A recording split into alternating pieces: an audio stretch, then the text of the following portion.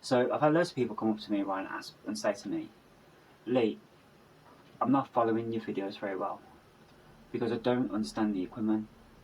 You're not really explaining them on your videos, and I think you need to start.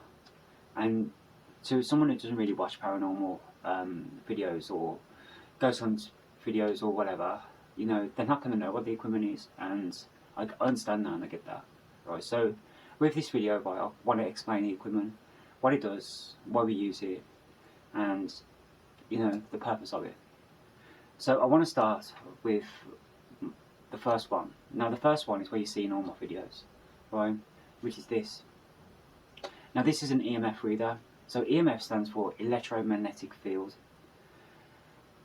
Everything that produces power produces a magnetic field, be it strong or weak.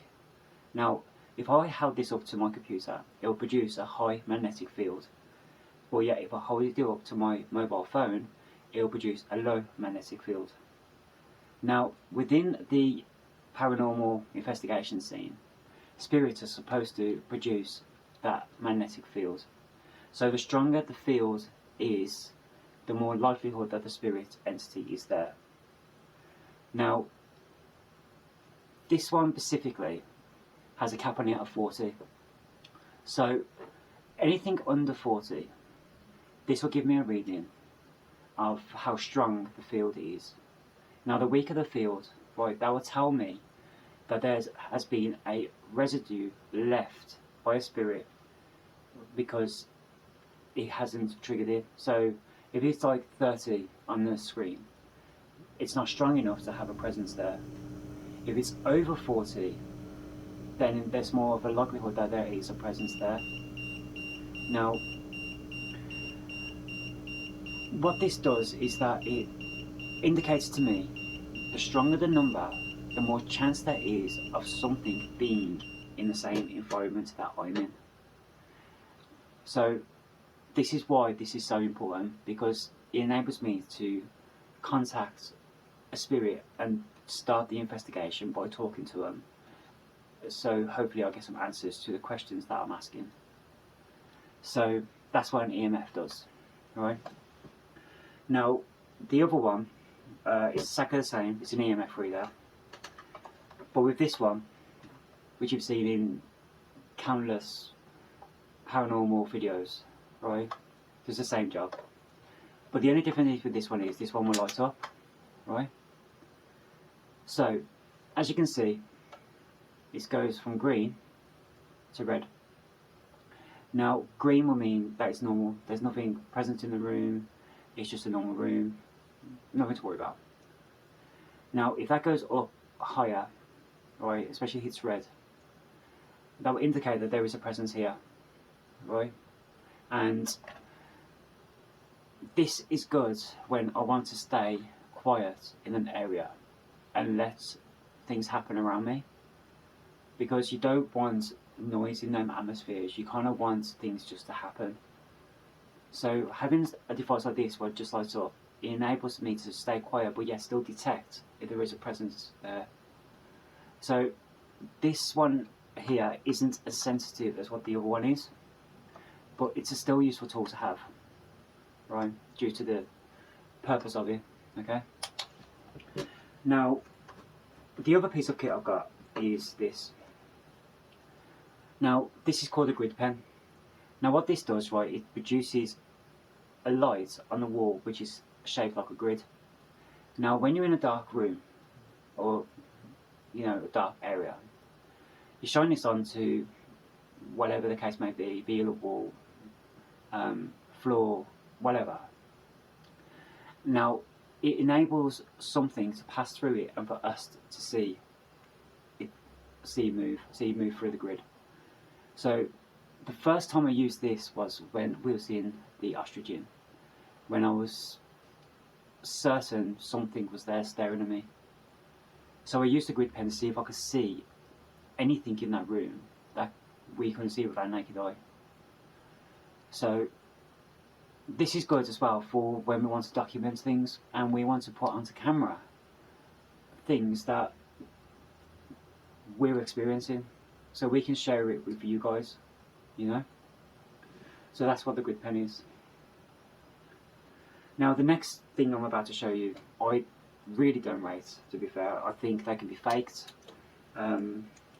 through, well, let me show you, right? Now the next thing I'm about to show you, right, they're called dowsing rods, right? Now the purpose of dowsing rods in the paranormal scene is they enable us to ask yes and no questions. So, and the purpose of them is that they're supposed to move crossover for no and open up for yes, right? So let me show you. So these are the rods, okay? Right? Now what you're supposed to do, you're supposed to hold them out like so, right? Now, if you ask a question and the answer is no, they cross. If you answer yes, they open up, okay? Now the reason why I don't rate these is because look, if I hold my hands completely still on camera, right, look what happens.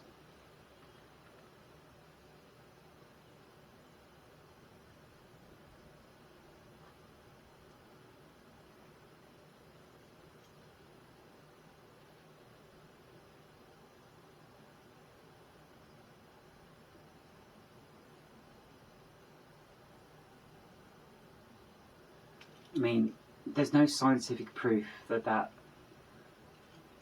would even register as factual evidence.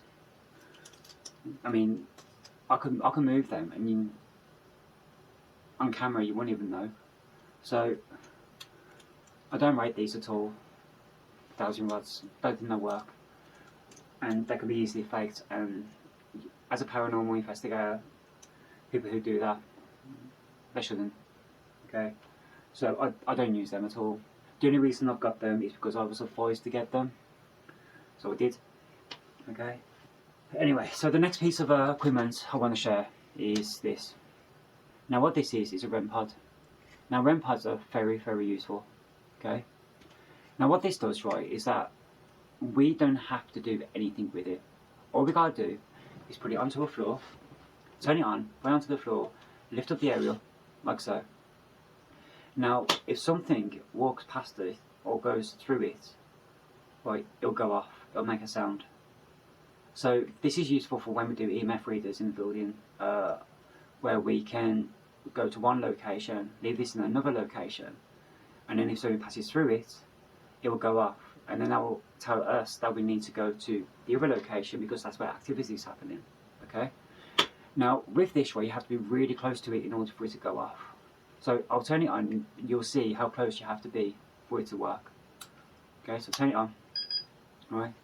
Now, okay, so look at my hands, it goes, has to be that close for it to go off. Okay, so it's really useful tool to have. Now the next piece of equipment I've got is this, right? Now this is a dictaphone, right? We all know that.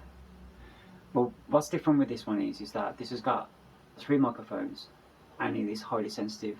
Now we use this when we do the spirit box because it enables us to hear things that the naked ear can't hear. So if someone speaks to this and it's not one of us, then we would be able to listen to that, hear what's being said, and then put it on camera for you guys so you can hear it, right? And enable us to investigate what's being said and kind of do some research into what they're trying to say to us, right? So that's that, okay? So the next piece of equipment is the spirit board, okay?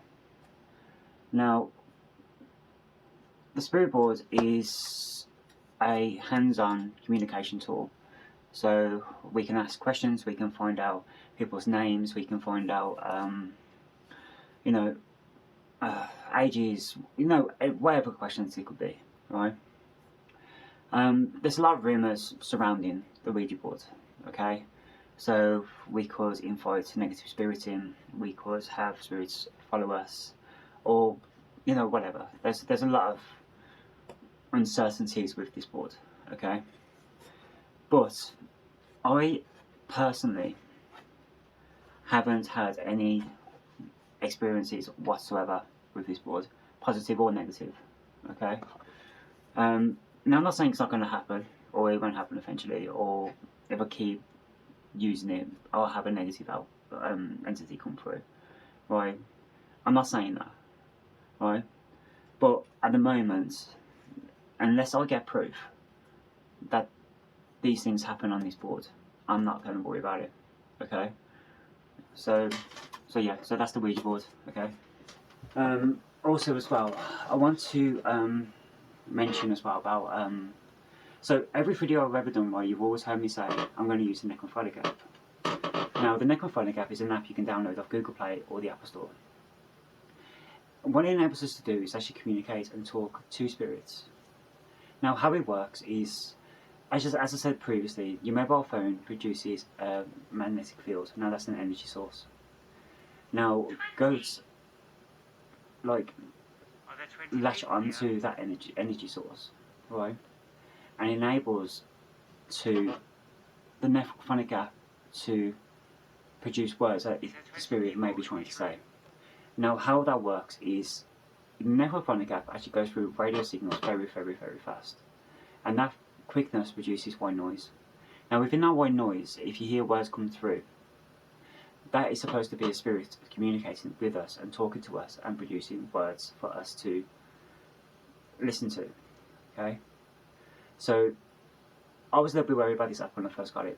Didn't think it was going to work. I thought it's just one of them things. But over the last 2 videos I've done and the responses I got with the app, I would say it's probably one of the most reliable ones out there.